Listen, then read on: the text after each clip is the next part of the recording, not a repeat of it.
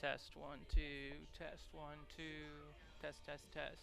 10, 9, 8, 7, 6, 5, 4, 3, 2, 1.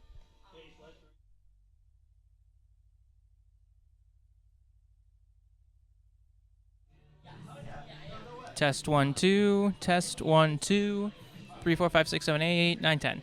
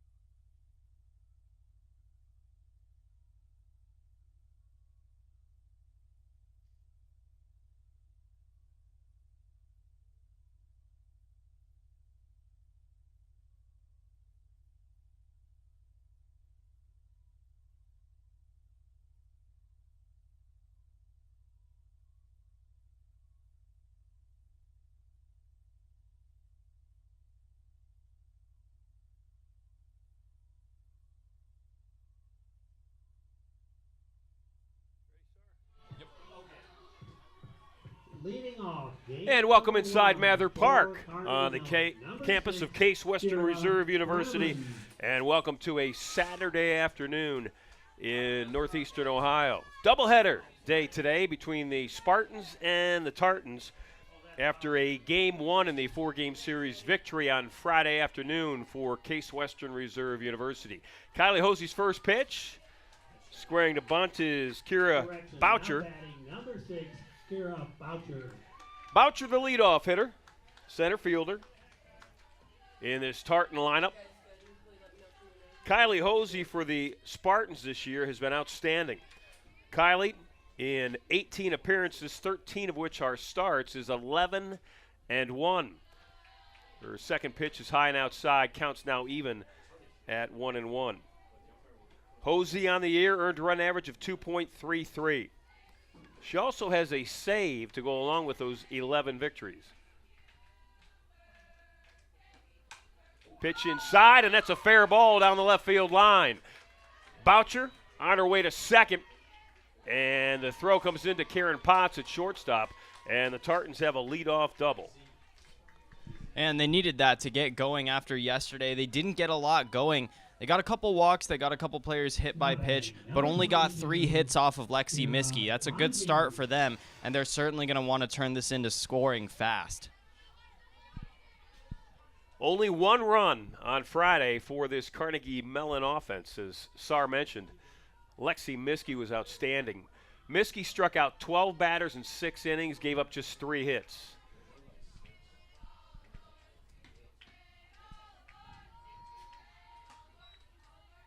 Kira Manji, the left-handed hitting second baseman, batting in the number 2 spot in this Tartan lineup.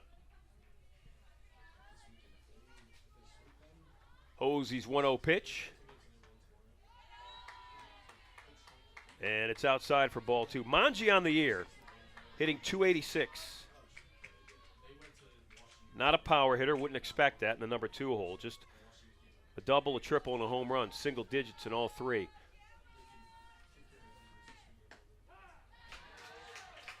Hosey continues to work outside, and that is strike 1. Manji yesterday had a rough day against Miskey. 4 plate appearances. She walked once. She struck out the other 3 times.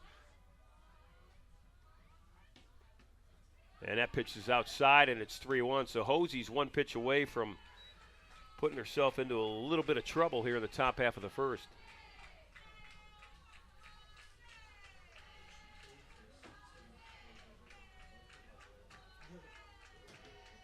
And that's ball 4. That'll bring Coco Sagaa up to the plate. Sagaa is a sophomore, Number 30, third baseman. Sagaa. Coco yesterday had 1 of the 3 hits. It was a line drive through the hole at short and third that Karen Potts almost made a diving catch.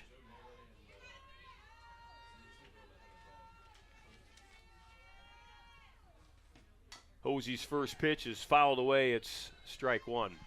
The defense for Case Western looks like this. In the outfield, it's Stevie Rigger. Kella Jagoda's in center. Nyla Durham is in right. In the infield, left to right, Biz Berry at third base, Potts at short, Kai Gross, the senior, at second, and Bella Russo is your first baseman with Caitlin Lamb behind the plate. The 0-1 pitch, the off-speed pitch, and that's a called strike. And these corner infielders right now playing really tight. I'm not sure if they were expecting to see a bunt or something like that to get these runners moving.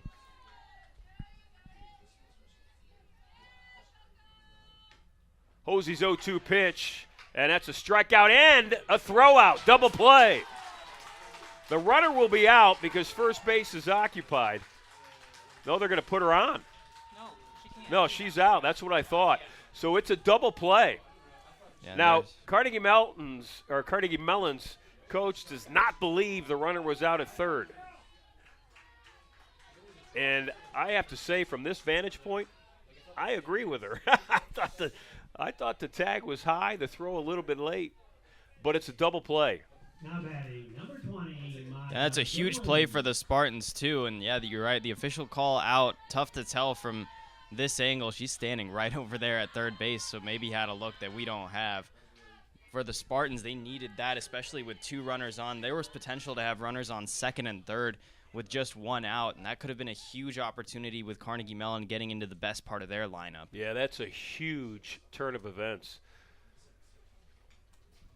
And credit Caitlin Lamb for getting that throw over to third as well. Well, Lamb with the sense about her, knowing that the strikeout was an out, even though she dropped the ball with first base occupied. That's an out. And she just didn't even hesitate. Went right to third. Because if there was a slight hesitation, sorry, that would have been safe at third base. Yeah, and it almost was already as it was. So you're right. Certainly any, even a fraction of a second, and that was for sure safe runners. So this is Goodwin at the plate, the designated player, sophomore, strong hitter, and that's strike 1 from Hosey. Goodwin, the cleanup hitter. Yesterday was 1 of 3. She had a base hit to left, struck out looking, and she hit a line drive to right field that Durham made a real nice play on late in the game.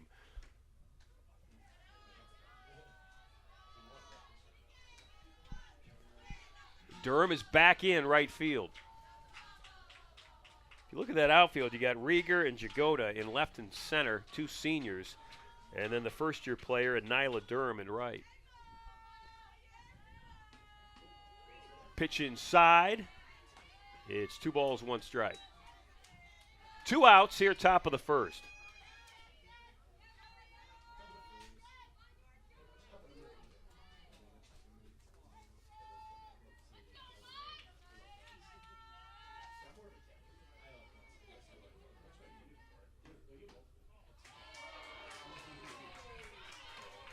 Hometown crowd wanted a called strike 3.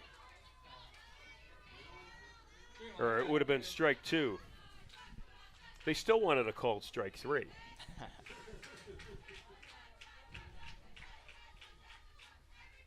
And this is a big at-bat. If Hosey can get out of this inning, putting a couple runners on and getting the best hitter for Carnegie Mellon, or one of them, out here at the plate, that'd be a huge play for her, and then she can settle down with a fresh slate in the second. You're absolutely right. Count's now full. Runner on at second base is Kira Manji. Here comes the pitch. And it's ball 4. So there are 2 outs, and there are no runs yet in. But here is what the first 4 batters have done for Carnegie Mellon. A double, a walk, a strikeout, and a walk. So 3 of the 4 have reached base, but no one scored. That strikeout throw out, huge. Hosey uncharacteristically struggling right now with her location. She's not a big strikeout pitcher by any stretch of the imagination. She is a location, changing the hitter's eye level, keeping them off balance with the changeup type of hitter. But she's walked only 26 batters in 72 innings coming into today, and she's down 2-0 in the count with already 2 walks in the first inning. And now it's 3-0. Boy, that's the last thing you need, Sar, on a 4-game weekend and a doubleheader Saturday as your number 2 pitcher to struggle to get out of the first inning. And you're right, this does look very uncharacteristic for her because she's used to some fast starts, and she needs to get back into this count. I mean, if she can muster up anything. The good thing for the Spartans is that they have a force play anywhere on the field right now, so even if she can just get one to ground into the infield, she should be in a good position to get out of this inning. Well, you take them 1 pitch at a time. Here's her next attempt at strike 2, and it's ball 4. Bases are loaded. And if you're Carnegie Mellon, and if you're Allison Lee in particular, the catcher that's now coming up to bat, I would think you are not swinging until you get a called strike on you, and maybe even until you get 2 strikes called on you. Yeah, especially, I mean, you've already gotten 3 batters to walk. You've gotten a double off an early hit as well. So if you get a pitch that you like, if it's, maybe a little bit on the edge of the zone, you might hold off on it until you know that they're going to call it a strike. So there's strike 1. Hosey straight down the middle to try to get up in the count. So it's pitcher against catcher right now. Lee, a first-year player, in a key spot early in this game. The next pitch, fly ball. That's Jagoda in center field. Kella will handle it easily. And Hosey and her teammates are out of that first inning. Take a deep breath, everybody. Spartans are coming up next. No runs, 3 walks and a hit, and 3 runners left on base for the Tartans.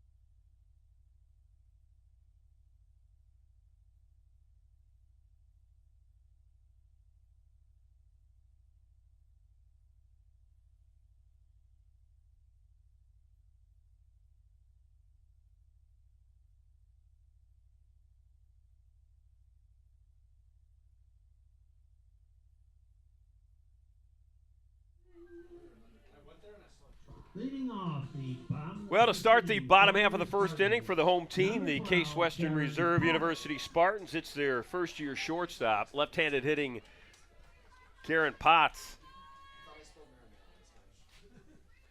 It's Ron Janssen Sarzucci along with you again today.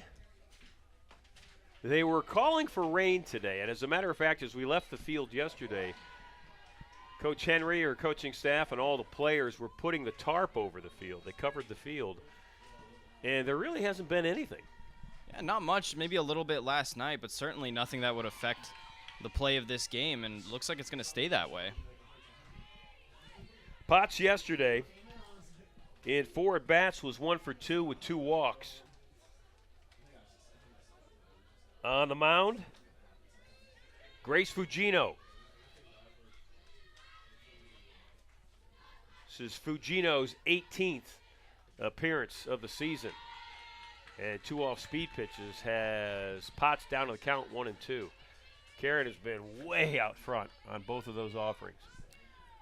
And maybe got used to Amanda Smith yesterday, who threw a lot of more fastball-type pitches, and maybe just a little bit heat taken off today with Fugino. Going to have to adjust. Wait is what you have to do.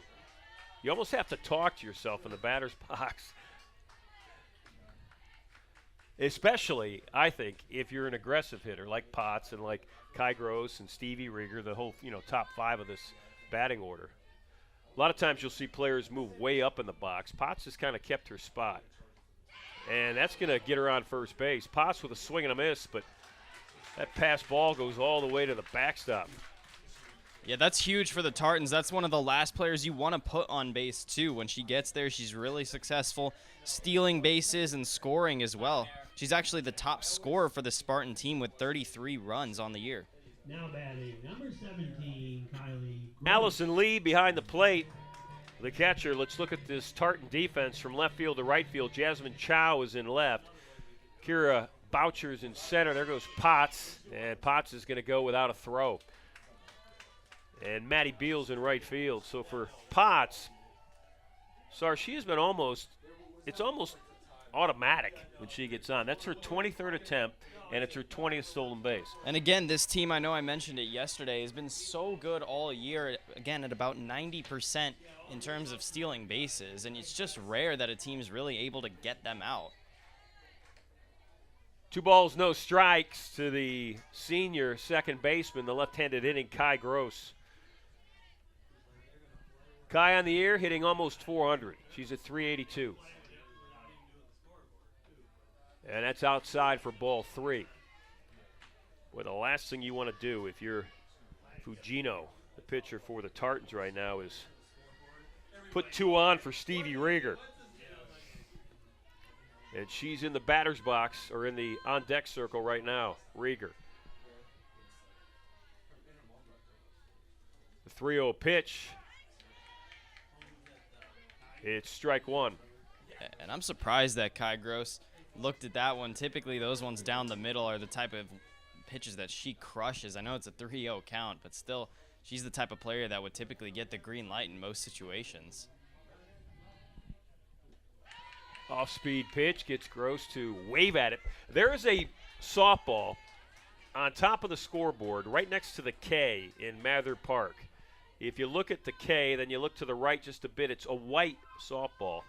And it's a practice softball that Kai Gross hit up there. She'd like to hit another one there at some point this weekend. So that's a ball 4. And Gross is on. And Stevie Rieger's at the plate. And Rieger's got to love the situation that she's in right now. Rieger has been red hot. Hit 420. Second on the team and runs batted in with 34. Her teammate, who's on first base, Kai Gross, leads the team with 41. Rieger shows bunt, drops it down, third base, plays it first, and Stevie Rieger sacrifices her teammates over. So there you go, the number 3-hole hitter, typically your best hitter in your lineup. Drops down a sacrifice bunt. I am surprised to see that, especially with the day that Rieger had yesterday, obviously hit that 2-run home run. And typically you get to that part of the lineup, you want to try and get a base hit, send Karen Potts home from second. But Coach Henry has an idea. She's going to let those runners go to second and third and now get a hit, and maybe you get 2 runs, something you may not have gotten before. So here's Biz Berry. Biz hitting 368 on the season. First pitch is high for ball 1. Biz yesterday, 0 for 1 officially. She had 2 walks and a ground out to second base. And she's another player that's improved over the course of the season, has moved up in the lineup. That's a base hit. That's going to score at least 1, and it will be 1. Rounding third and holding there is Kai Gross. Don't want to run yourself out of an inning. So, soft single for Biz Berry. 1 run batted in. Potts scored. Gross is on at third, and Bella Russo, the junior first baseman, is at the plate. Now batting number 11, Bella Russo. Barry's going to be off on the first pitch. Allison Lee did not show any interest in throwing down on Potts. We'll see what Barry does. And she's looks like she's ready to go. Well, the play's on, and the play's not going to work. It was a errant throw to the second baseman who comes in behind the pitcher to make it appear like there's a play on the runner. Now, because the throw was in the dirt, I think Kai Gross decided, I'm going to give this a shot. If it's a good throw, Gross, the senior, is not fooled by that play. She holds. But because the throw went in the dirt to the second baseman, Gross scores on it. And you could see Biz Berry sort of held up about halfway through. She was going to see if that throw was going to come.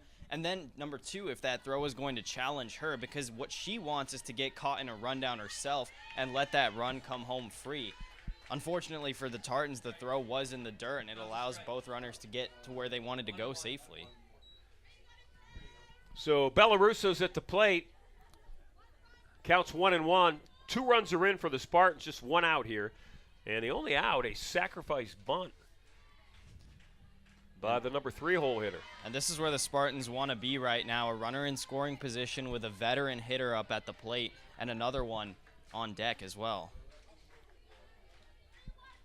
Bella Russo hitting .326 on the year. She's got 4 doubles. Looks at an outside pitch on a 1-2 count. And I would expect Fugino to go back to that off-speed pitch. She got Potts and Kai Gross both swinging on a couple. Actually struck out Potts, if not for the drop at the end of that. I would expect to see something like that here to try and get another out. Russo turns on one. Easy play for her counterpart at first base. That's Faith Lawrence. And there are now 2 outs.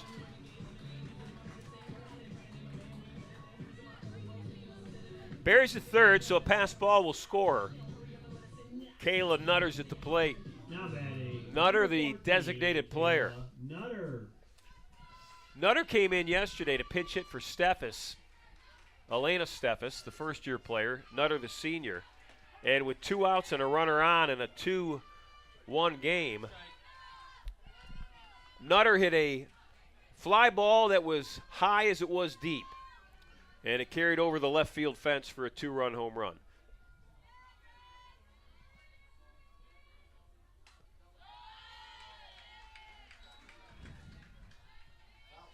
Now, I'll say this, even with 2 runs in this first inning, the Spartan hitters are struggling a little bit to time up the I think speed pitch. It has been an adjustment from yesterday. 2 very different pitchers, and Amanda Smith and then here with Grace Fugino. So the 0-2 pitch to Nutter, and that's a fastball that stays low. The count's now 1-2. And she would love to get another strikeout here to end this first inning, get out of this jam with a runner on third. The Spartans yesterday, we saw, extended the innings. They got a 2-run home run from Nutter with 2 outs. Can't afford to have something like that again. Nutter waited, and that's going to fall foul in front of the Spartan bench.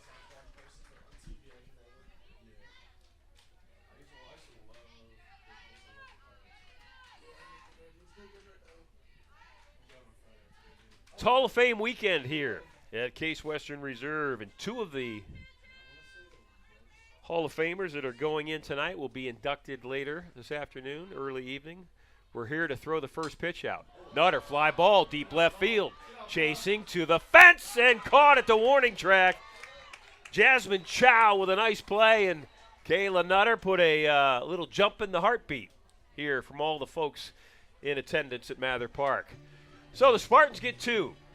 Bottom half of the first, we head to the top half of the second. It's 2-0, Case Western Reserve.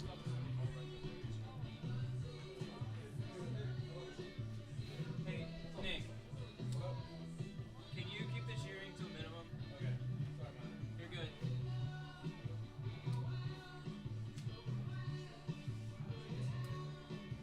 I mean, same for you too, Owen. I'm not just calling you Nick. Yeah, you're good.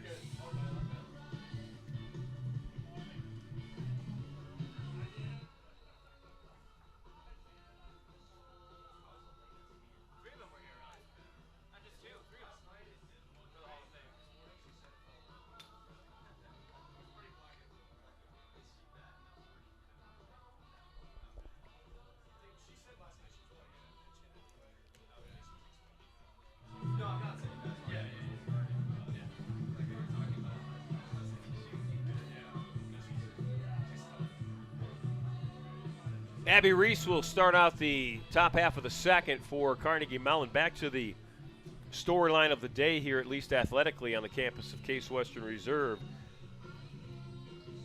Tonight, the Spartan Club will induct 6 new members, 7 actually, into the Spartan Club Hall of Fame. 2 of them were here to throw out the first pitch. One, John Nadas, a fencing Hall of Famer, who was in the Adelbert class of 1970. I got a chance to meet John outside the dugout before he threw out one of the first pitches. He said he'd been practicing, and he did a great job. He threw it from the circle on the rubber, and it was a strike, and everybody cheered. It was kind of fun to see. Fly ball, and Nyla Durham. Durham's got great quickness. She's money in right field. She made a great play yesterday on a smoke shot line driver that I thought was going to fall for a base hit. So that's out number 1. That brings up Maddie Beal. Now batting number 18, Beal, the right fielder, Maddie Beal. first-year player. The other Hall of Famer that threw out a first pitch is familiar to Spartan softball fans, Lauren Woltz. Lauren from the class of 2012. She was a junior and a committee member when the Spartans were looking for a new head coach to lead their program. And so Lauren was part of the hiring process of current head coach Josie Henry. Josie had her as a player, as a junior and a senior, but Lauren was on that committee. You know, it's made up of, you know, all sorts of parts of campus when you're hiring a head coach. And it always includes a player or two, and Lauren was one of those players that hired Josie Henry. Rolling over, a pitch, and grounding out to second base is Maddie Beal. So 2 up, 2 down so far for Carnegie Mellon. And even in that last at-bat, it looked like Kylie Hosey was a lot more calm and relaxed. She got 2 called strikes, and I think that's certainly going to help her going forward as compared to that first inning. That first inning was rough. But Yeah, you know what? The best thing about it, it's over. yeah. And no runs given up for the Spartans, and that's a huge win for them to leave 3 on base. And it's really a huge morale blow for Carnegie Mellon. Yeah. I mean, you get out of that inning and you don't score a run. And to rub some salt in the wound, they gave up 2 for the Spartans in the bottom of the first. You were looking like you were going to play up a couple runs, and now suddenly it's an 0-2 deficit for them. This is Chow, the left fielder, who made a nice play on Nutter's deep fly ball to left to end the bottom half of the first. Count on Chow is 1 ball, 1 strike. Jasmine Chow, the number 9 hitter. Yesterday, officially 0 for 1. She was up 3 times, got hit by a pitch, and scored the only run of the game for Carnegie Mellon. That came in the 3rd inning. Walked and grounded out to shortstop.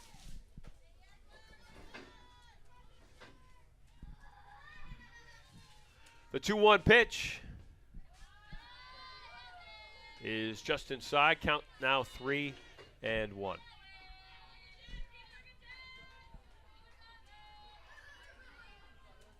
See the wind really picking up out there on the field. It's going, looks like from right to left on your screen.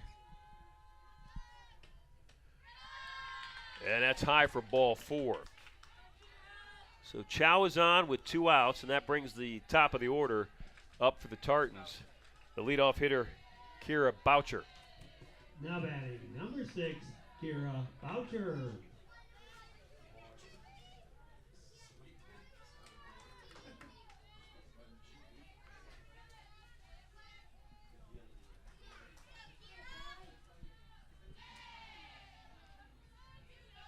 Boucher in her first at bat hit a line drive double down the left field line.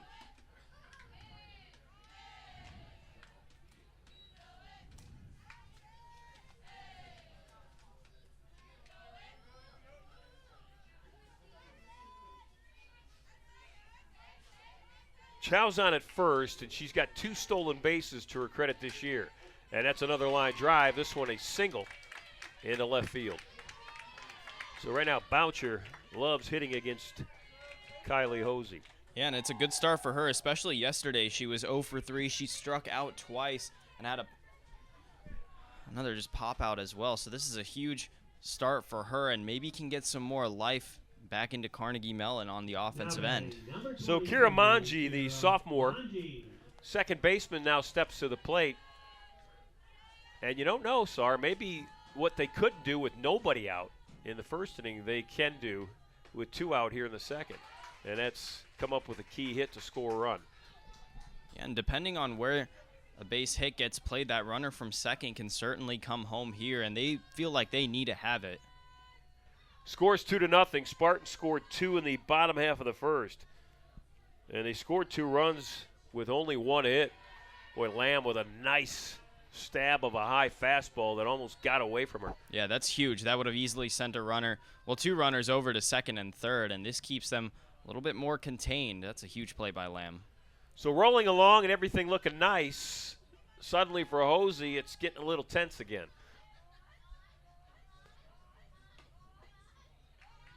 And it is a tight stroke zone, I'll say that. That is ball 2.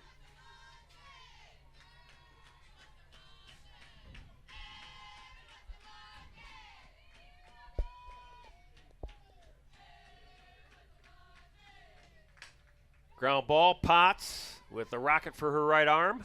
Gets the out at first base. That'll wrap up the inning. We head to the bottom of the second. Tartan still scoreless. Spartans coming back to plate.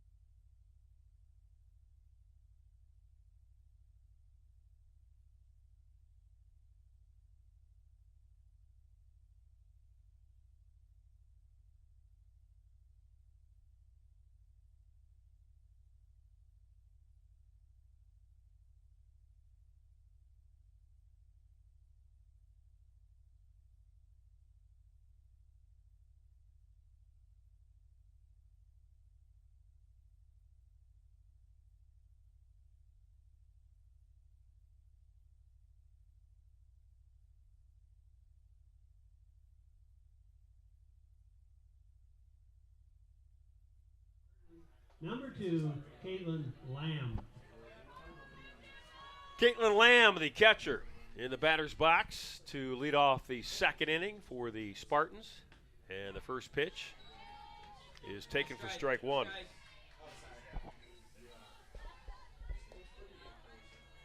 Tartans have 2 hits. They've got 1 more than the Spartans, but the Spartans have 2 runs. And all that matters are runs scored. Swing and a miss from Lamb. Caitlin Lamb on the year has started 33 of the 34 games that the Spartans have played in. She has become the solid catcher that Coach Henry was really looking for. Lamb's hitting .272, and if you can have your catcher hover around the 300 mark, that is a good sign of a real solid offensive lineup.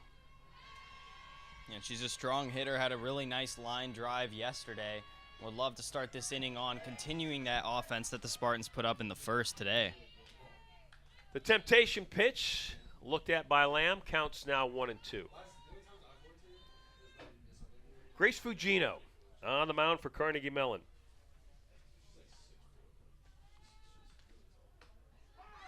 And that's strike 3.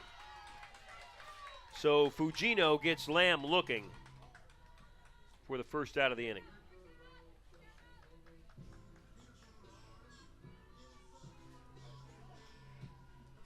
Now batting, number 33, Nyla Durham. Nyla Durham now at the plate, the first-year right fielder. Ball is fouled back. Fugino on the year. This is her 9th start, her 18th appearance in the circle. She's got 3 wins and 6 losses and 1 save.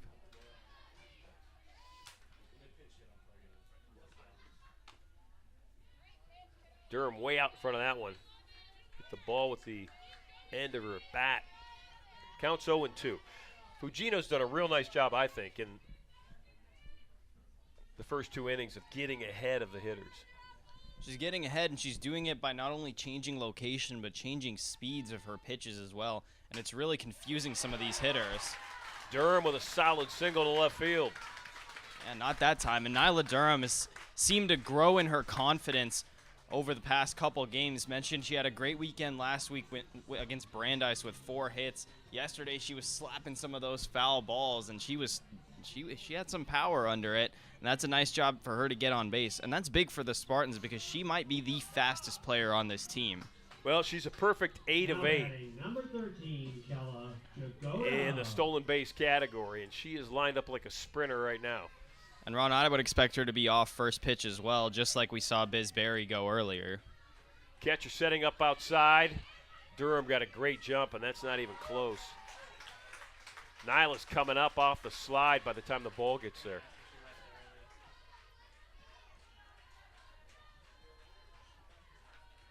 So I think the jump was so great that Carnegie Mellon's going to ask if she left early.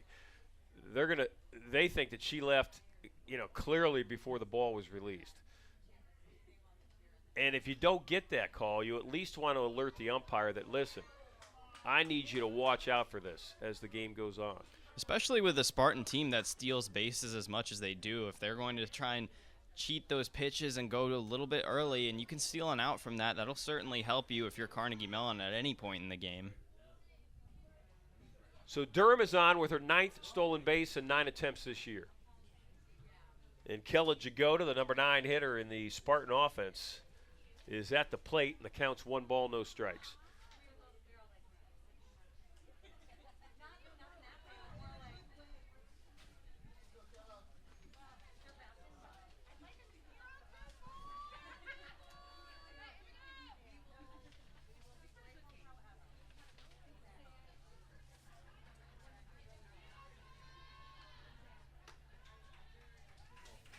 Durham with a real nice jump at second base. And the trick here with a left-handed hitter up in Jagoda, defensively you're automatically going to draw in with your third baseman, Sagaha. So it becomes the responsibility of the shortstop to cover that bag. So then it becomes, a competition between runner and third baseman. If there's not a bunt, who can get to the bag quicker? The third baseman backpedaling or the runner on a dead sprint? And again, Nyla Durham has the speed. She can beat anyone heading to third. Well, in favor of the catcher, the 4 pitches that have been thrown so far to Jagoda have all been outside, which puts the body movement of the catcher moving towards third base, and that helps Allison Lee for certain. But in the meantime, all this distraction, Jagoda's up in the count 3-1, and that's ball 4. So a lot of times when you get a speedy runner on base, she can cause so much mental distraction between the pitcher and the infielders that it can lead to a walk. And, coming in was Manji, the second baseman, to talk to Fujino, and maybe specifically about that. Listen, don't worry about the runner on at second.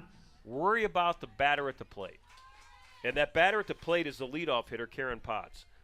Yeah, and it's a big worry for the Tartans now with 2 runners on, just 1 out, and you go into the best part of the Spartan lineup that already started hot in that first inning.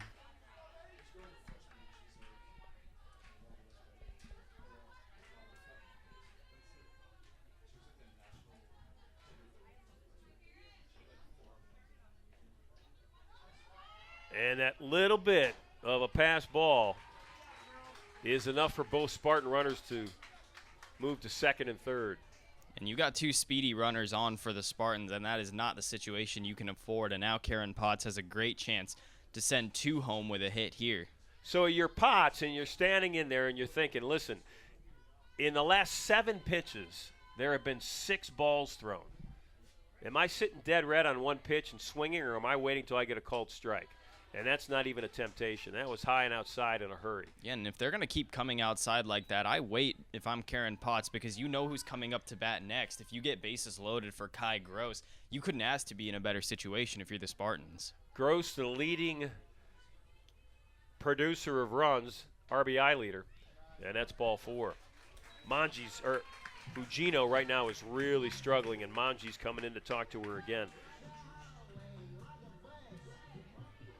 So the inning started great when Fujino got Caitlin Lamb looking on a called third strike. But since that time, it's been a base hit by Durham and 2 walks. And now with the bases loaded, the senior, the second baseman, Kai Gross. Gross walked and scored in the first.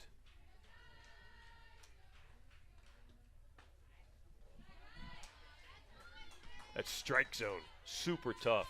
And it's been tough for both pitchers. Yeah, I think a lot tighter today than it was yesterday. It really favors the hitters. If you're a hitter in your head, you're saying, listen, I'm not swinging at anything on the edges, because they really haven't been called. Gross with a single that will drop in. It's foul. Boy, it floated out there like it was going to fall right near that right field line, and it faded foul. Yeah, and as far out as that one was, that might have sent 3 runners home, too. And that wind might have just been pulling it down as well. Well, you got a lot of speed on first base and Potts. Yeah, and you got speed everywhere on the bases right now if you're the Spartans. Again, could not really ask to be in a better situation. Infield's in, including the middle infielders. You've got Manji at second base and Reese at short that are – Manji is clearly inside the base path. Reese starts just outside the base path and moves in on the pitch.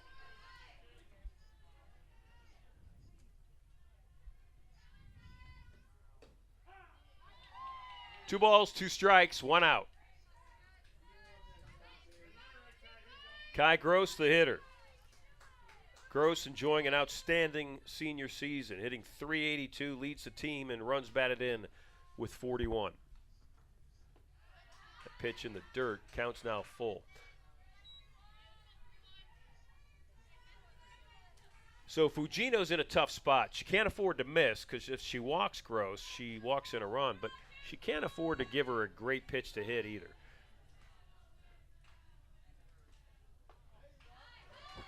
And there's the walk. I credit this inning and the success that may happen through the rest of the inning to Nyla Durham. Nyla Durham's presence on the base paths when she was on at first and when she was on at second, I think, really gotten ahead of Grace Fujino, the pitcher. Yeah, and I think especially when she was on second and getting that walk for Kella Jagoda to get on to first, that was, I think, the biggest play so far of the inning. Then it allows your runners to have a lot more freedom. Add on top of that the pass ball that sent them to second and third. And it's just sort of these domino type of plays piling up against Carnegie Mellon, and that's why the Spartans are in this situation right now, still with the bases loaded and already a run coming in on a walk. So it's 3-0. Just 1 out in the inning. The bases remain loaded, and they remain loaded for the number 3 hitter, Stevie Rieger. Coming into today, Case Western Reserve was in first place in the University Athletic Association. They were in first place with 14 wins and 3 losses. Washington University is a game back. They did not finish their Friday game. It was stopped in the, was it the bottom of the 4th? I believe the top of the 5th. Top of the 5th. We had, I think, 1 out in the top of the 5th, and they're going to pick that up on Sunday. So they'll pick that up on Sunday. They're playing right now, and it was 4-3. It just went final. WashU defeated Emory 4-3. And they did that with 3 runs in the bottom of the 6th. Is that correct? Yeah, they came from behind Emory in the top of the 6th in a 1-1 game, back-to-back home runs to make it 3-1. And then you're right, WashU just came back, 3 outs, top of the 7th, and that was it. First pitch to Rieger is strike 1. So the Spartans have to keep winning is the point of that whole discussion. Because WashU just a game back, and WashU beat Case Western 3 out of 4. So they own the tiebreaker for the automatic NCAA bid. Next pitch, Rieger, lazy fly ball. Center field, it will score a run, tagging, and coming home from third with a strong throw. I tell you what, that throw was so good that Kella Jagoda is out by, I don't know, 6-7 feet if it's caught. Yeah, and Boucher, I don't know how she got that ball in there because it looked like that was certainly going to be a sack fly type of situation. I mean, it ended up being the case, but Jagoda is almost lucky that she didn't get tagged down there. Berry. Jagoda did a little, like, I don't know, Irish dance, Texas two-step, something there near the plate by the right-hander batter's box to avoid the catcher and the ball and then find home plate. There's a conversation going on over at third base with Spartan coach Josie Henry.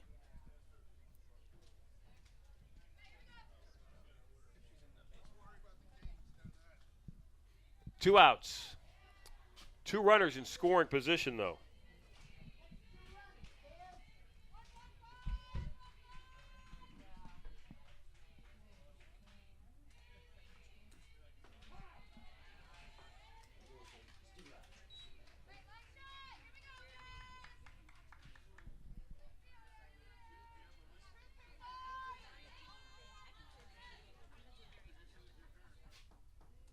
Bisberry at the plate.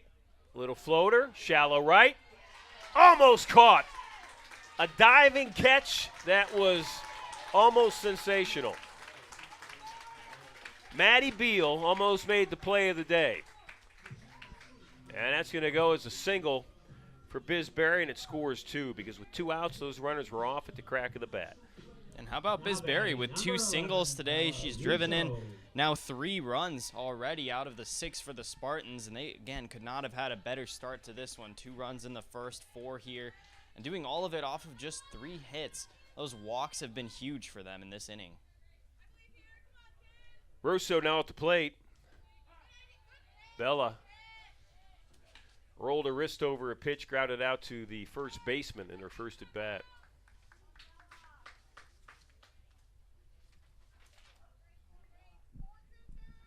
Russo had a hit and a run yesterday. She was 1 for 3 in that opening series win for the Spartans.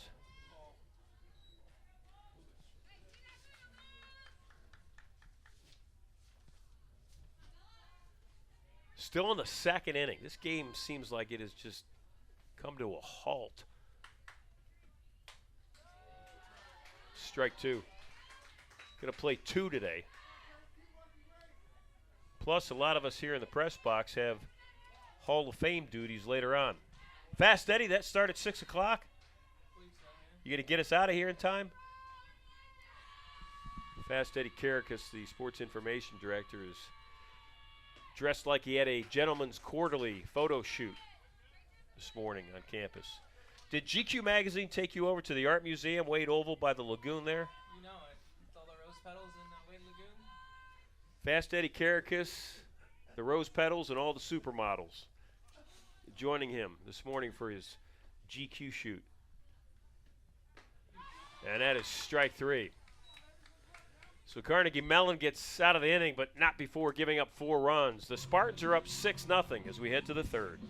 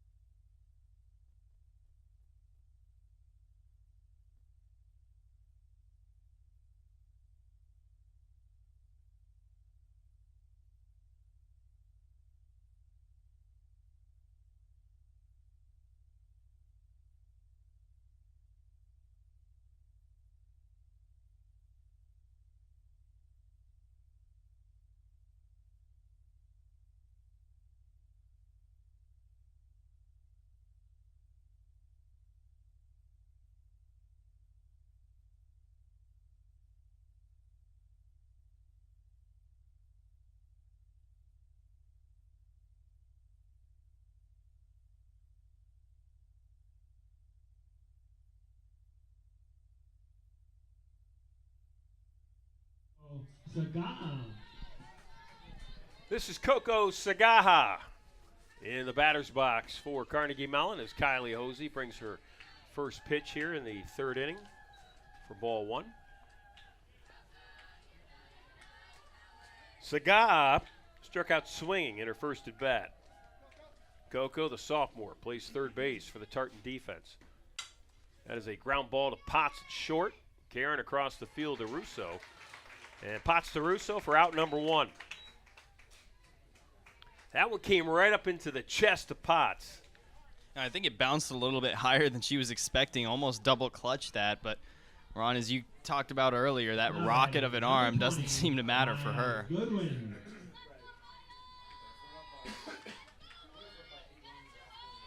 Maya Goodwin at the plate. Goodwin, the cleanup hitter, walked in her first at bat. And that is strike 1.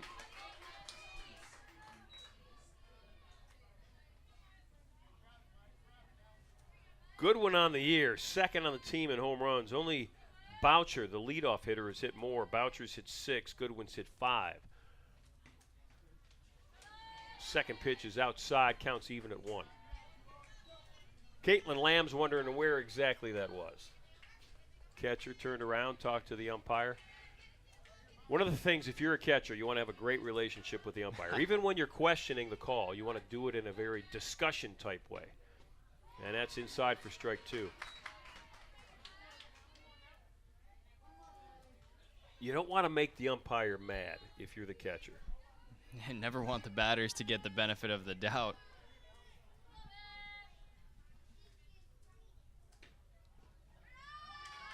A tempting 1-2 pitch to Goodwin. And Maya lays off of it, counts now even.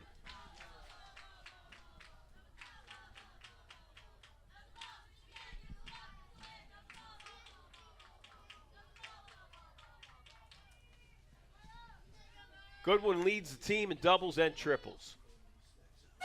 She is second on the team in hits.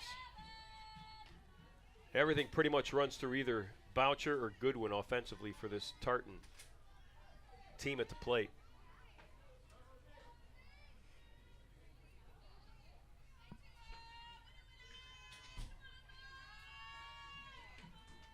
You know, Maya was down, I know it was 1-2, could have been 0-2 in that count, and worked herself a walk. That's a great at-bat for Maya Goodwin.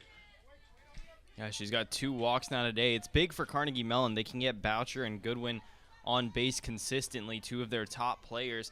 And now they just got to get in the filler hits in between. They've got to start sending runners home. Already in the first 2 innings, they've left 5 on base, including bases loaded in the first inning. And against this Spartan team, that's not going to be enough to get you wins. Faith Lawrence at the plate, the first baseman. Takes a look at ball 1.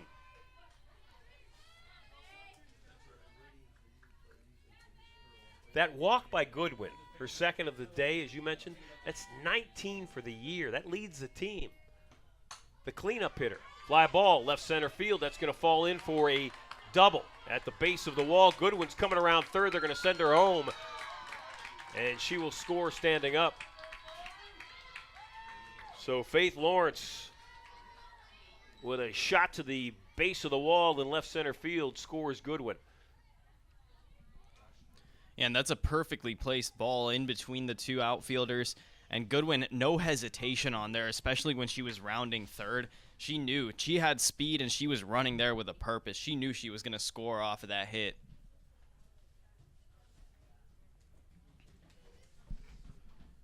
So everybody's going to come in and talk to Kylie Hosey.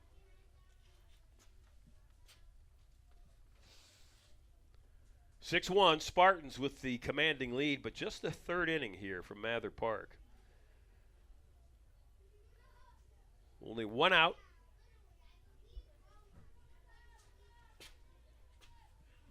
Bisberry telling Kylie Hosey a joke right now. It must have been a good one because Hosey's got a good laugh going.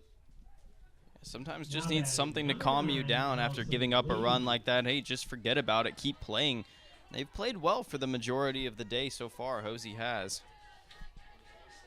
Allison Lee, the catcher at the plate.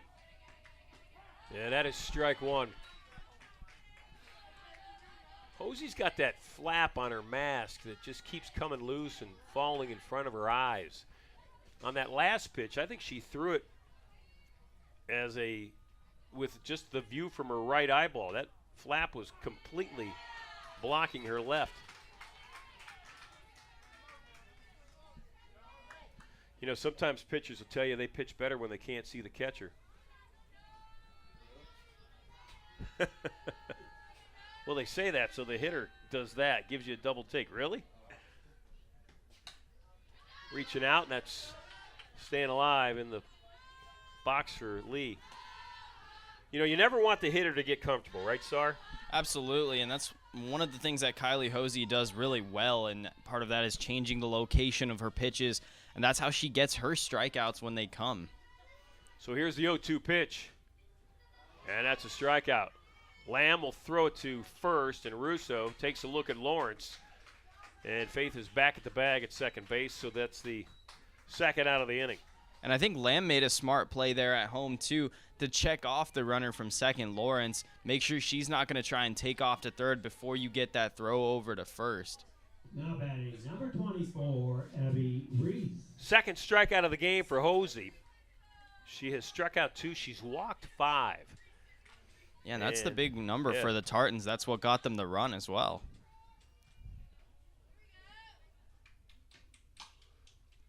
Ground ball to Bisberry outside the bag.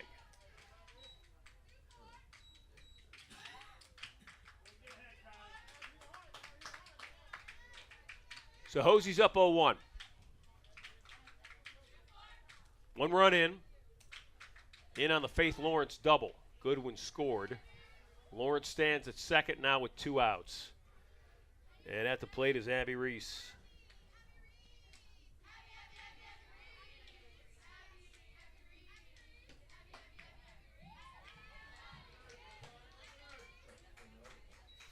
Hosey from Medina High School. I actually saw Kylie pitch in a district championship game. Avon Lake hosted the district. And the ground ball back to Hosey. And Hosey gets the third out of the inning. Hosey to Russo. We head to the bottom of the third. Tartan score a run, still down 5. It's 6-1 Case heading to the bottom of the third.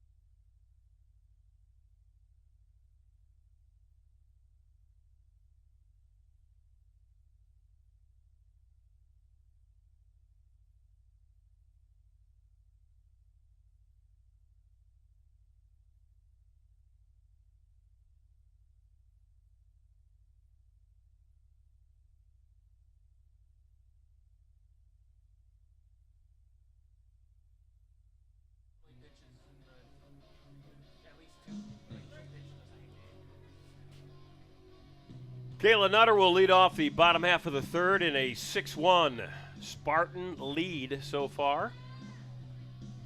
6-1 was the final yesterday on Friday. Game 1 of the 4-game series. The Spartans beat the Tartans.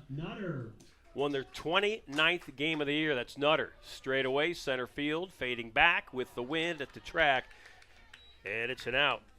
Kira Boucher brings it in.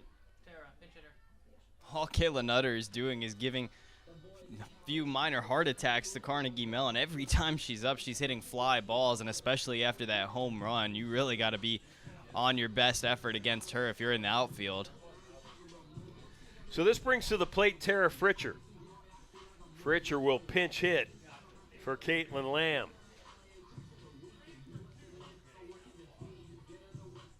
Fritcher's a sophomore. Now batting for Case Western Reserve, number 3, Tara Fritcher. Fritcher from Versailles. Ohio.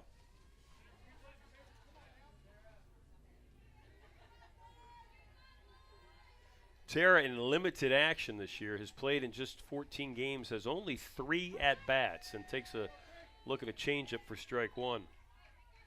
But she's got a hit in those 3 at-bats.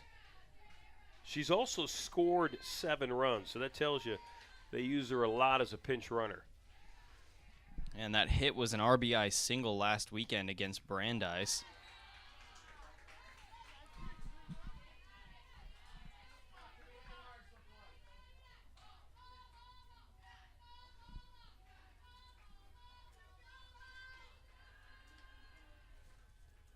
One ball, 1 strike, 1 out. Pitch to Fritcher, and it's inside. And they'll say she did not swing.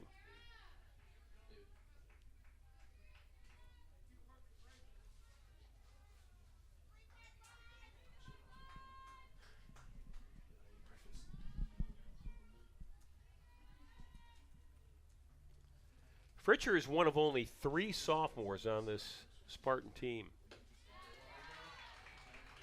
The other 2 are Biz Berry, the third baseman, and Devani Misra, one of the 4 pitchers.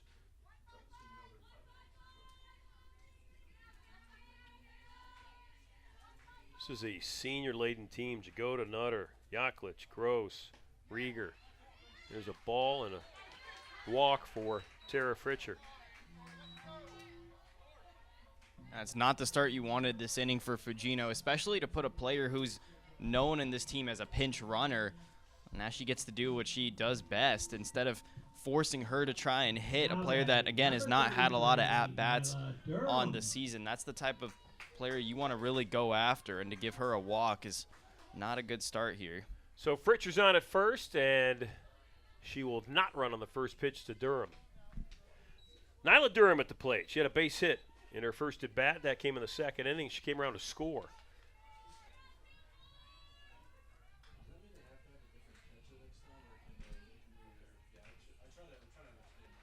Pitch is high for ball 2.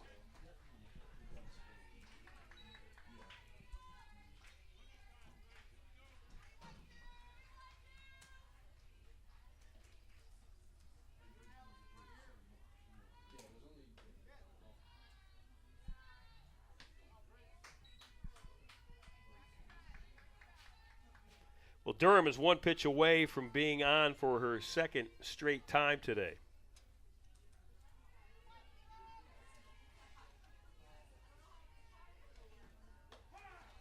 If you look at how Carnegie Mellon has attacked their season from the circle, they have 3 players, only 3 that have pitched.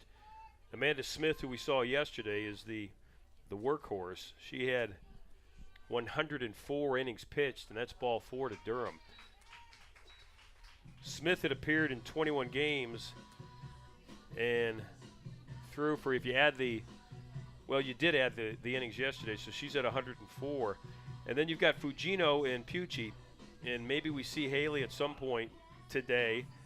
Both of those players combined for just 100 innings pitched, and that's it. Those 3 pitchers. So if you're the head coach of this softball team, Monica Harrison, who's out between the circle right now talking to her team, there aren't a whole lot of options, Sar. Yeah, you wonder how much longer Fugino's going to stay in the game, but then you're right, Ron. At the same time, if you use one of those other pitchers in this 4-game series, the question then becomes, how much are you going to be able to pitch them? Again, Smith pitching the entire game yesterday. If you use Pucci now, then you might not be able to use her as much as you'd like in the next game. Then does Amanda Smith have to pitch another complete game? And then what do you do tomorrow? Do you bring Fugino back? Do you bring Pucci back? It's a really tough situation when you just don't have a lot of depth at that position. I wonder if we're going to see Smith in Game 2 today. I kind of think we're going to see Smith again today. I would imagine so. And then the question is then, do we see Fugino get the start tomorrow? Does Smith pitch 3 games this weekend? And you wonder how much her arm can take. Now batting, number 13. So Fugino remains in, and Kella Jagoda is at the plate with 2 runners on and 1 out. Spartans are up 6-1. We're in the bottom half of the 3rd. And Fugino's already thrown 67 pitches. Compare that to yesterday when Amanda Smith threw 100 for the entire game.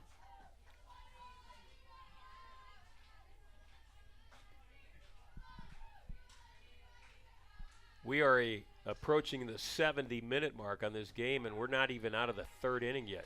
Yeah, a lot of long at-bats, a lot of walks from both pitchers. So far, 11 combined between the two of them. So we've had a slow-moving game certainly here. Jagoda, little slap shot, nice play by Fugino. And look at the force play at third. And good heads-up play by her to recognize that they had the force there and to go to third instead of the instinctive play to go to first. Well, her body was moving in that direction. That was hit, if you're the pitcher, in the exact spot that you needed it to be hit, because Grace just caught it, body movement taking her to her right anyways, and it was an easy throw to third base. So Lamb's out, or Fritcher actually. Fritcher was pinch hitting for Lamb. And this brings the top of the order in Potts. Potts struck out, went to first on a pass ball by the catcher on the strikeout, and then walked. She has scored in both of her plate appearances.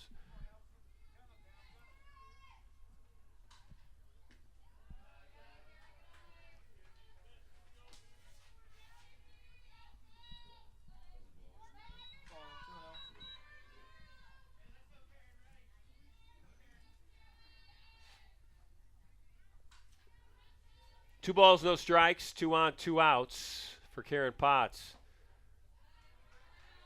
And that is outside for ball 3.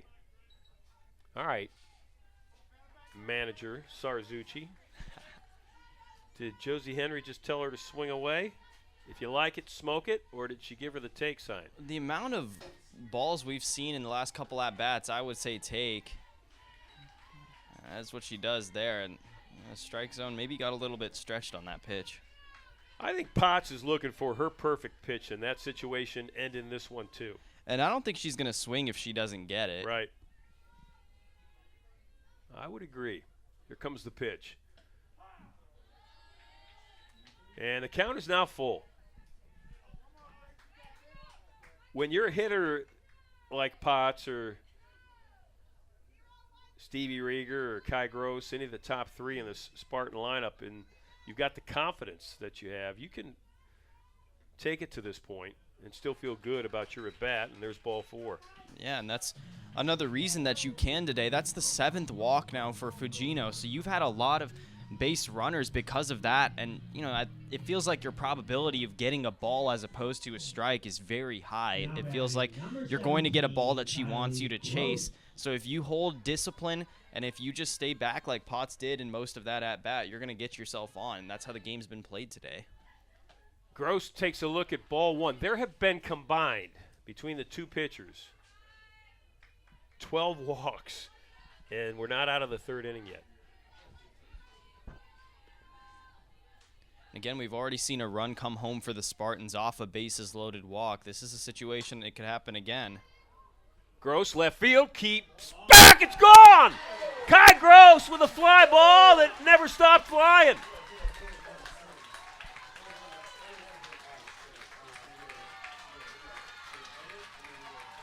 She says, feed me, as she approaches home plate. And that's one of those, you don't know if that's going to go out. We couldn't tell, at least from this angle. Is that going to fall down?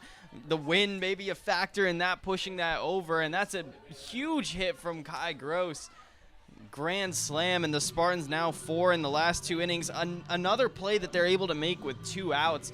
And that's something the Tartans have struggled with this series, getting out of these innings. That's the 2nd home run now that the Spartans have hit in the last 2 days with 2 outs. Kai Gross with what looked like a routine fly ball. I mean, I think she was out on her front foot. Just put the bat head down and got it out there. And that ball just kept going. And I don't think Jasmine Chow over in left field could believe that it was going out. I thought she thought that she was going to get under it. So suddenly it's a 10-1 lead. And if you're you know, looking at a day that's a doubleheader after playing one on Friday, got another one staring you in the face on Sunday, if you can get through a game in limited innings, that makes your pitching situation look a whole lot better.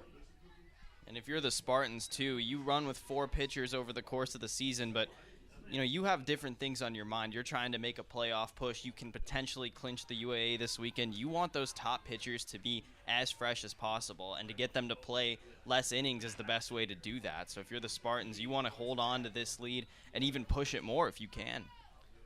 Grand slam home run for Kai Gross. Fast Eddie, how many grand slams has Kai Gross hit in her career? Pitch to Rieger. We'll even the count at 2. Stevie Rieger at the plate. Rieger's been up twice, hit a sack ground ball and a sack fly in both plate appearances. Line drive left field, that's a base hit for Rieger. The inning continues.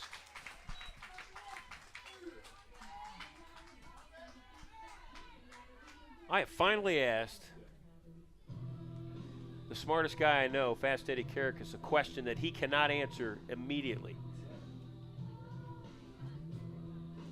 The question at hand, public address announcer Otto Penica, is how many Grand Slam home runs has Kai Gross hit in her career here at Case Western? Now batting number 6, Biz Berry.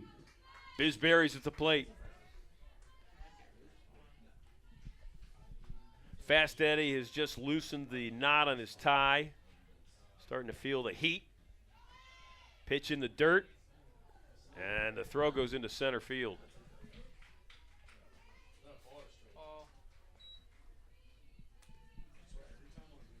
So now in scoring position is Rieger. For Biz Berry. And Berry, who's already driven in 3 runs off of her 2 hits on the day. The Spartans can continue to pour it on again with 2 outs here in the bottom of the 3rd. Rieger thought about it. Now she's caught between second and third. And nobody's covering the bag. Center fielder comes in, and Stevie gets the hand underneath the tag of Boucher.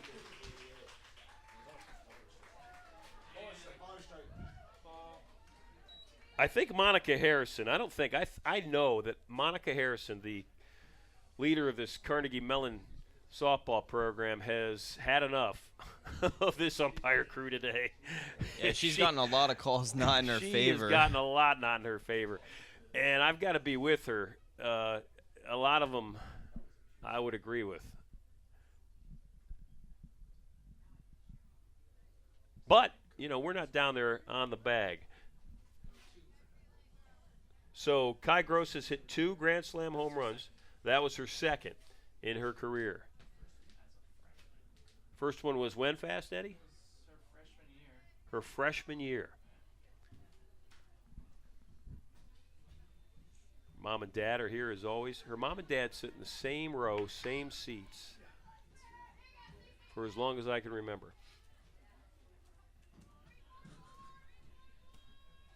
Spartans have 10 runs and only 5 hits.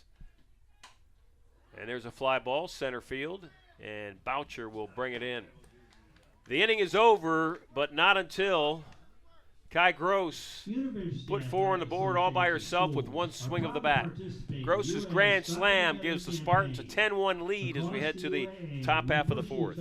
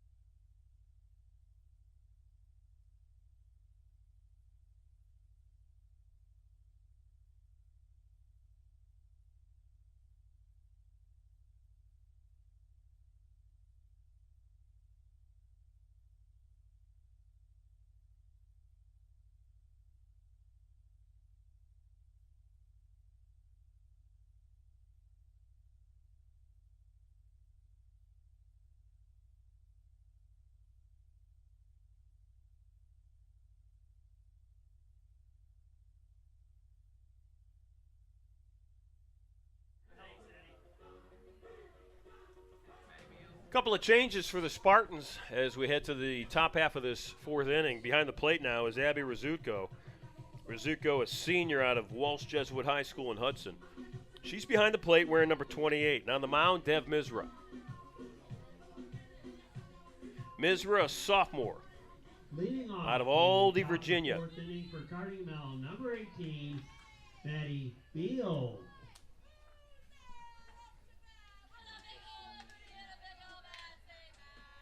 First pitch from Misra is a ball to Abby Beal.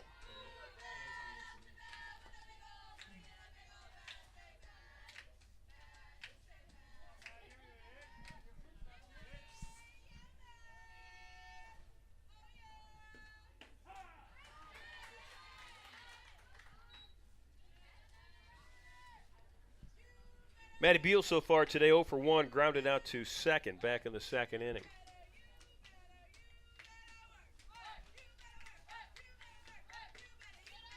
One pitch is high for ball two. Misra on the year. This is her 9th appearance.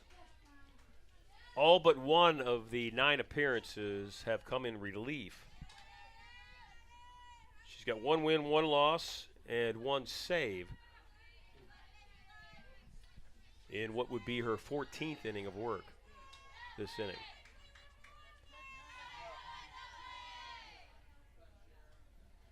So in 13 innings coming into today, Dev Misra has 6 strikeouts and has walked 2. And that's outside. Counts now full. Earned run average, very respectable. Very good, actually. Better than respectable, 2.69. Yeah, especially for a young pitcher. This is something Coach Henry wants to do, is build up this bullpen. Especially next year, you'll have 2 seniors in Hosey and Miskey, and then you want to get a very solid reliever, and that's what Dev Misra could become. If you look at the 4 pitchers for Coach Henry, Miskey and Hosey, the top 2, then you've got Misra and Yaklich. We saw Jenna yesterday. All 4 of them. And it's a foul ball. Stevie Rieger actually just inside the line at left field for the out. All 4 of the pitchers have earned run averages that are very Now good. batting, number 12, Jasmine And as a Chow. team, in 34 games, Case Western in the circle, 2.21 team earned run average.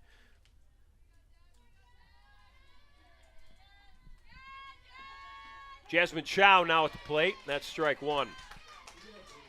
Chow, the number 9 hitter, walked in her first at bat and was stranded at second base. And that came back in the second inning.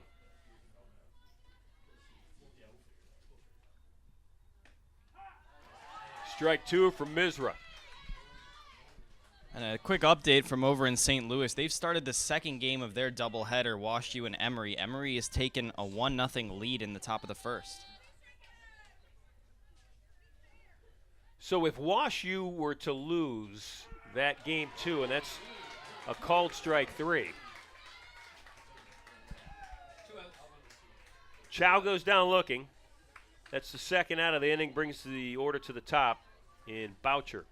So Kira Boucher will step in. So if Wash U were to lose this second game Now and the batting, Spartans number won 6, both today, Boucher. they would clinch the UAA. Because they would go into Sunday's single game, and that would be even if you gave. And on Sunday they're going to finish off game 1 in Wash U. So let's just give Wash U the win. Case would have a 2-game lead with 1 game to play. That's right.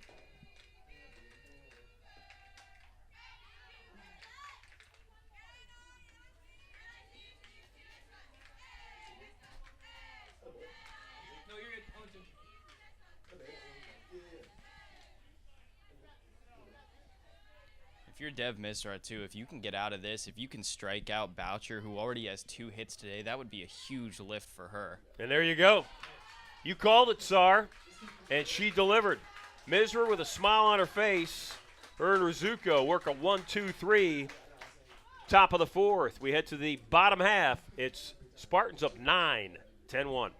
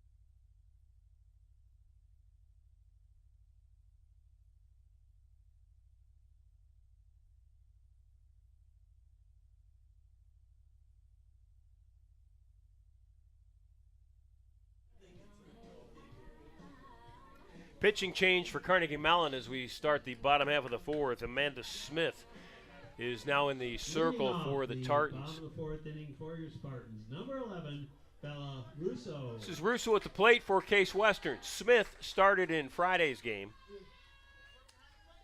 and gave up 6 runs against the Spartan team, but it was really just one bad inning. Well, actually, I take that back. 2 bad pitches in back-to-back innings. She gave up a 2-run home run to Stevie Rieger. I'm going to correct myself again. It all happened in the 3rd inning.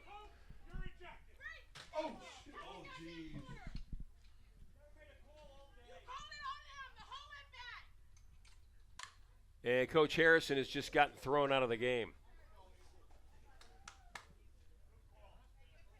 She has not liked the strike zone, and she has not liked a lot of the calls on the bases either. And she has stayed, in my estimation, she has stayed extremely calm the whole game. But often when you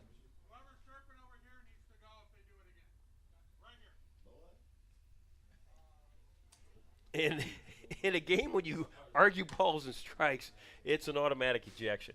And now the umpire has threatened to throw out one of the fans. And he said, who's ever chirping, you're the next to go. And that fan actually raised his hand and waved, identifying himself. So the frustrations have started to increase here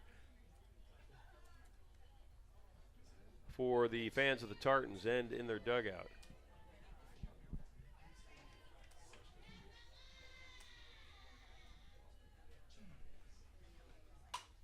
And that's a solid single to left field. Boucher can't cut it off. And checking in with a double is Bella Russo.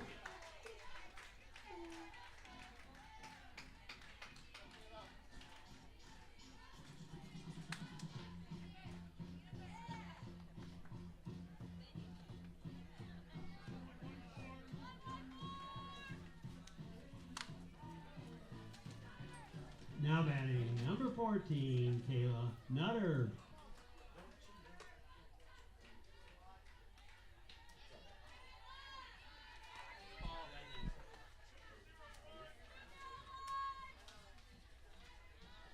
Coach Harrison for Carnegie Mellon was interested in the home plate umpire calling the corners.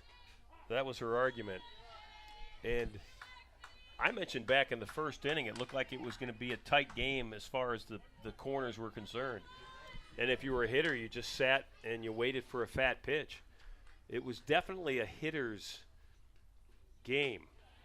And that might be part of the reason we had so many walks in this game when that strike zone's tight. That's just the nature of what it's going to be, and the pitchers did suffer from that. 2 balls, 1 strike, nobody out. Counts even at 2. Kayla Nutter at the plate. Nutter has hit 2 deep fly balls, 1 to left, 1 to center. Both of them were outs.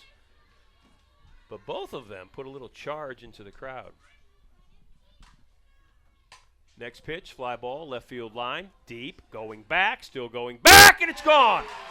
Kayla Nutter has done it again. And that looked identical to the home run she hit yesterday. Again, that same left field spot. Not sure if it's going to go, and that high arcing ball just continues to fly for her. And she does the same thing that Gross did. She said, let me eat, the little spoon feed thing. And how about Coach Henry the past 2 days with the trust in her senior hitter? Yesterday put her into pinch hit, hits a home run. Today she gets the start as the DP, and she hasn't started a lot this season. But Coach Henry putting her in these big games, these UAA clinching games that they need, and Kayla Nutter has delivered.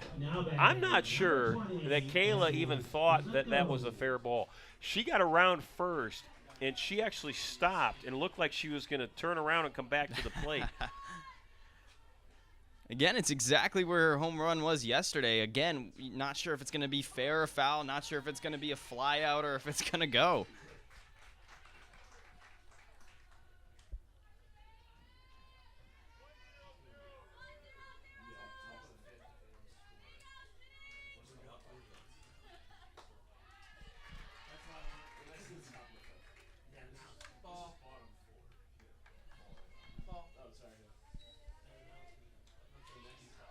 One ball, one strike to Abby Rizzuto. Abby looking for her first hit of the year. This is just her 4th plate appearance. She took a good rip at that one.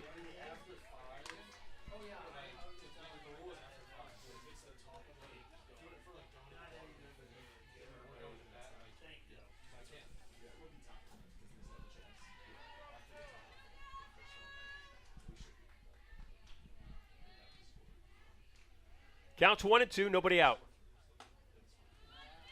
Pitch from Smith is outside.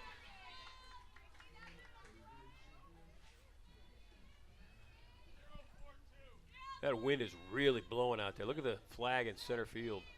It is blowing to left field. And a couple of the home runs today, as Rizzuto strikes out, have gotten up in the air, just floated out. I mean, Kai Grosses was the same thing. That's right. She was off on her front foot. Put the bat head on the ball, and it just floated.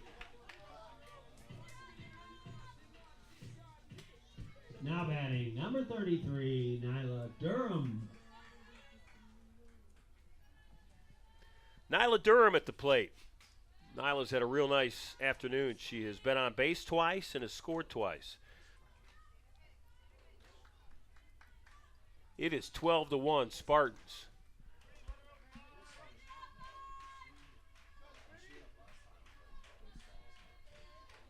They get 3 outs in the top half of the 5th. This game will be over.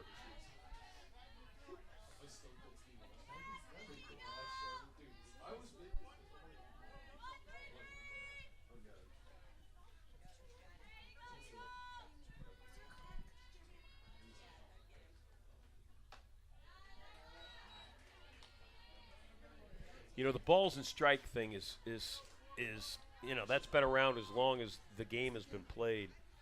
You could pretty much scream and yell about anything out there between head coach, manager, and umpires, except for balls and strike. As soon as you start talking balls and strikes, you get tossed. It's not even – there is not a warning. There is not a let's work through this. It's just like you're gone. I don't know if you saw the video in Major League Baseball earlier in the week. Aaron Boone's sitting in the dugout at Yankee Stadium, and he's having a discussion with the home plate umpire. And it was about the previous pitch, and the umpire looked at him and said, "Enough out of you, Aaron." And so they had video of Aaron Boone just sitting there, not saying another word. And then someone on the bench in the dugout or in the stands said something, and the umpire tossed Boone. And he said, "I don't care if Aaron said anything or not. He's in charge of his team, and he's the one that's going to get the heave-ho," and he got it. I can't see if Lawrence made a nice play. Apparently, the ball fell and was not caught, because when Faith Lawrence, the first baseman for Carnegie Mellon there, goes to that dugout area of the home side, the first base side, we get lost in the roof of the dugout. So this is Durham at the plate, counts full. Here comes the pitch, and that is strike 3.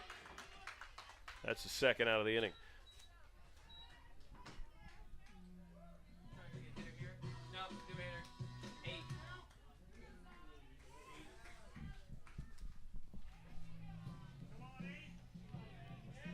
Savannah Gazda will step to the plate now for Case Western.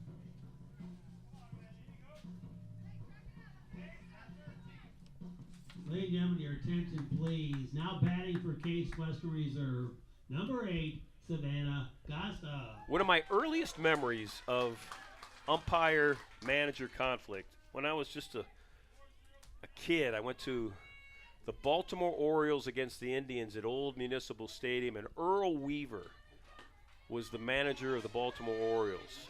Crusty old guy, just mean, ornery.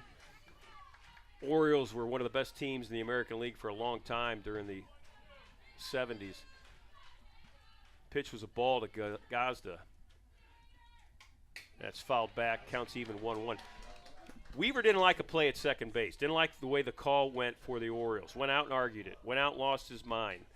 Got thrown out of the game. Went back to the dugout at Old Municipal Stadium on the third base side. Got a rule book. Came back out on the field to the umpire at second base. opened the rule book, pointed in the rule book to whatever he was arguing about, and then tore the rule book up into pieces in front of the umpire, threw it up in the air. That's a base hit for Gazda as it ping-pongs off the shortstop and the third baseman. Threw it up in the air, walked off the field to a standing ovation from all the Indians fans that were at Municipal Stadium. Now, Coach Harrison didn't do that today, but you couldn't blame her if she did. So Gazda's on at first, and this blowout of a game continues.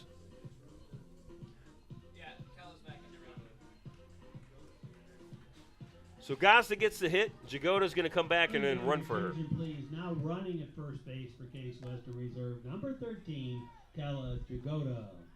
Now batting for the Spartans, number 12, Karen Potts. And that brings Potts to the plate. Karen has not had a hit. Jagoda will run, and Jagoda's out at second base. And that is the first time that a Spartan has been thrown out by Allison Lee. We head to the top of the fifth. Case Western 3 outs away from their 30th win of the year.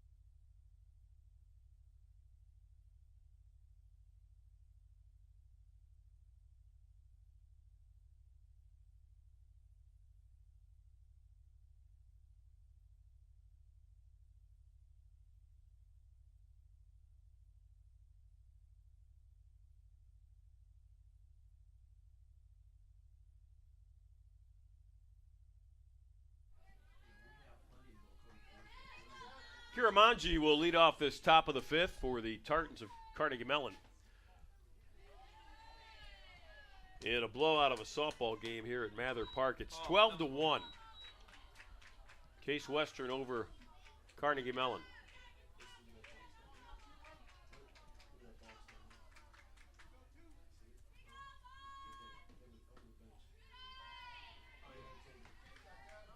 Dev Misra on the mound in relief of Kylie Hosey.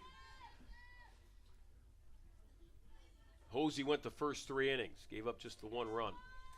And the other bright spot for the Spartans is over the course of this series, again, we saw Yaklich yesterday and now Misra today. These relief pitchers have played very well. We talked about some of their stats, their ERA numbers, but even if you just look at how they're pitching, how they're able to come in with confidence, especially late in these games, they've done a really nice job, not just this weekend, but the last couple home series that we've seen. The 3-0 pitch to Manji is taken for strike 1. If the Spartans win, they will improve to 30-5. That's not bad. That is not bad. I will say this about the plate umpire. He has been consistent, and that's all you ask from an umpire. He has consistently had a tight strike zone. You mentioned it. There have been over 14 walks in this game. Yeah, and again, the biggest thing is if it's going to stay that way, or if it's going to start that way, rather, it better stay that way over the course of the game. And it has. It has. It's up to the hitters and the coaches to adjust to it. I can understand the frustration, but, you need to adjust.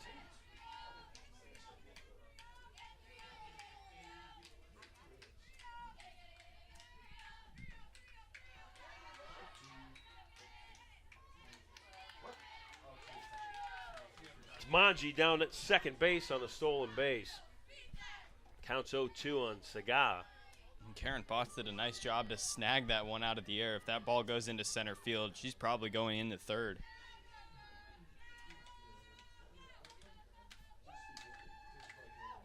Mizra's 0-2 pitch. This is Bisberry at third. And gets the out at first. Yeah, checked it off. Didn't have the play going into third. You're going to have to let the runner go there, unfortunately, for the Spartans. Z Bisberry wanted to, but just didn't have enough time to get it back to third to get Potts over there. Well, honestly, if you're Bisberry, you shouldn't even be concerned about that runner at second. In a 12-1 game in the fourth inning, you just get outs. You need 3 outs, and then this ball game's over.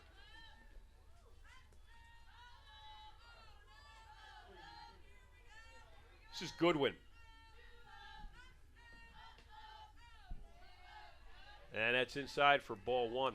Like that right there. Sorry, that looked like I mean, you know, who knows? We're up here. My point being, he has been consistent. I will give. And that. Again, yeah, yesterday's game, that's probably called a strike. But again, these pitchers will have to adjust to what they're seeing from the umpires today. And that's just what it is in every individual game. You've got to adjust to what it is. And as long as it stays consistent, then that's just what the game is going to be. 2 balls, no strikes to the cleanup hitter with 1 out here in the top half of the 5th inning.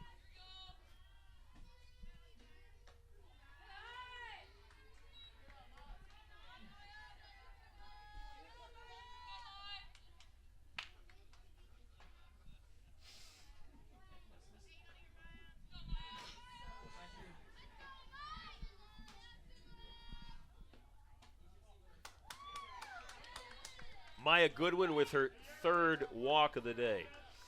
She tossed the bat in frustration. Now batting, number 32, Faith Lawrence. Goodwin came into the day hitting .361, 3rd on the team in hitting. They just have not really given her an opportunity to hit. A lot of outside pitches for her, especially yesterday, got a hit as well. Now, I say they make the play on the runner at second in this situation because, again, that runner at third means absolutely nothing. You're right. The 1 run is not going to affect, if you're able to get 3 outs here, the outcome of this game. So you're absolutely right. If Goodwin's running, I see the Spartans throwing down to second for the out. That's a fly ball. Left field. Rieger is there. Tag at third. Rieger's throw. And they'll keep Goodwin from going from first to second. So, second run of the game is in for the Tartans. And the second out of the inning is recorded as Faith Lawrence flies out to Stevie Rieger.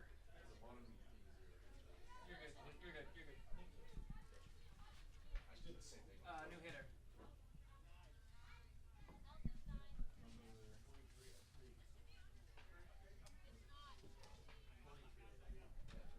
Maya Bala will now hit for Carnegie Mellon. Maya Bala is wearing number 23. She will now step to the plate for the Tartans.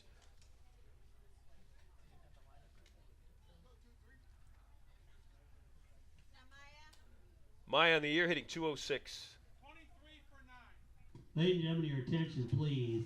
Now batting for Carnegie Mellon, number 23, Maya Bala.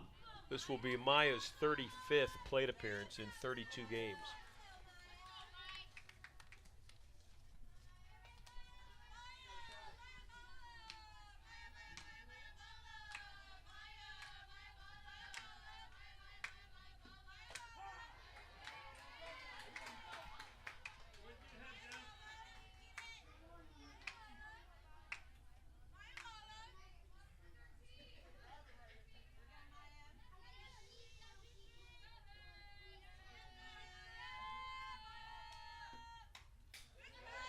Counts 0-2. Mizra's 1 strike away from wrapping this one up.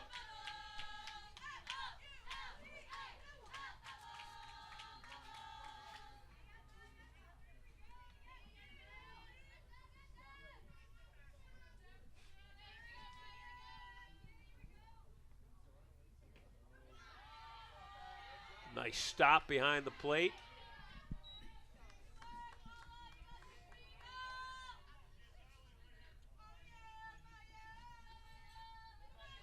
Abby Rizzuto looks out to her pitcher. Here comes the 1-2 offering.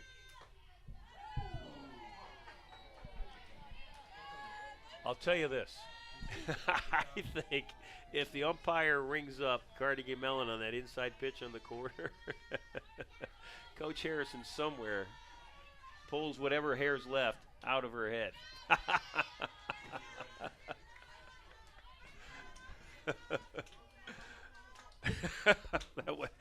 That might have been a moment worth seeing. A called strike 3 on an inside corner pitch. We're at 2 balls, 2 strikes, and 2 outs.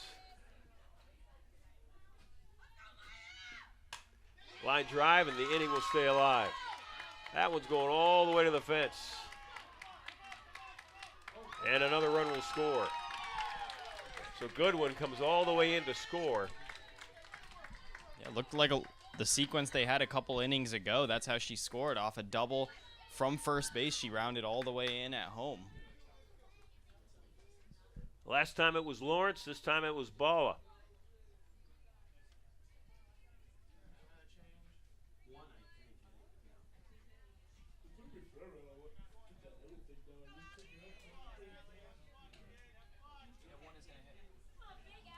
So now batting for Carnegie Mellon will be Allie Rome.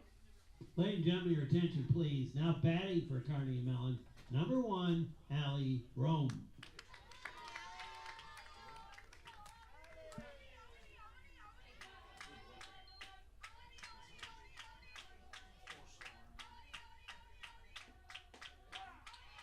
First pitch is a strike to Rome.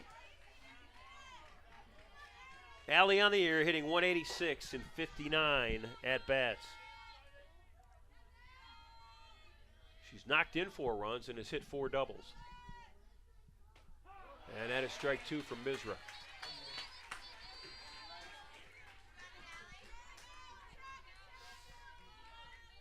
Rizuko looking for one more strike out of her pitcher.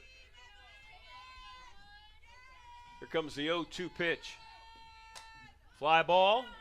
Potts and Rieger, and Stevie will catch it. Final and this score, one's over. Game number 1. Spartans on 8 hits, score 12 runs. They give up only 3 to Carnegie Mellon. And with 2 games down in this 4-game series, the Spartans have won both. It's a doubleheader day here today from Mather Park. So the first pitch will be in approximately 30 minutes. The next pitch will come in 30 minutes, so join us. We'll be here for it.